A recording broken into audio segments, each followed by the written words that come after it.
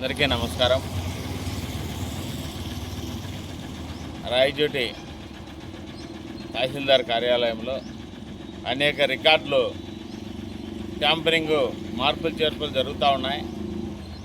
నా దగ్గర గుణభూషణ్ రెడ్డి తహసీల్దార్గా ఉన్నప్పుడు సబ్ రిజిస్ట్రార్కి ఇచ్చిన సంబంధించి 22A 22B లిస్ట్ ఉంది.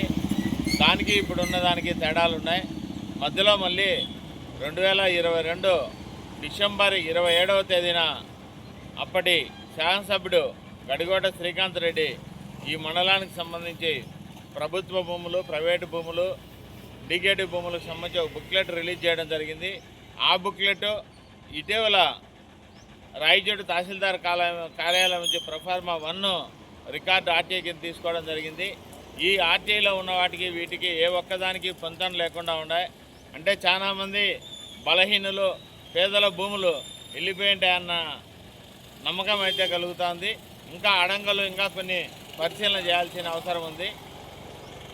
ముఖ్యంగా సిబ్బ్యాల గ్రామం నారవపల్లెకి సంబంధించిన రైతుల భూములు ఏవి అక్కడ ఆ రికార్డులో ప్రొఫార్మా 1లో కనిపించలేదు. మరి ఆ పేజీలు తీసేసి నాకు ఇచ్చారా, ఆ పేజీలు తీసి మార్చినారా అనేది అర్థం కావడం లేదు. జిల్లా అధికార యంత్రాంగం దీని మీద చొరవ చూపి చర్యలు తీసుకోవాల్సిన అవసరం ఉంది. ఇక్కడ రెవెన్యూ డివిజనల్ కార్యాలయం ఉన్నప్పటికీ ఈ రెవెన్యూ ఆర్డీఓ పీలేరుకు, మదనపల్లికు తిరగని సరిపోతాను తప్ప ఇక్కడ ఏమాత్రం చర్యం తీరిక లేదు, పైసా పని లేదన్నిట్లు రాయచోటి మీద పూర్తిగా రెవెన్యూ డివిజన్ పని చేయడం లేదు. దీనిపైన జిల్లా అధికార యంత్రాంగం స్పందించి భూములు తారుమారు కాకుండా, రికార్డులు తారుమారు కాకుండా చర్యలు తీసుకోవాల్సిన అవసరం ఉంది.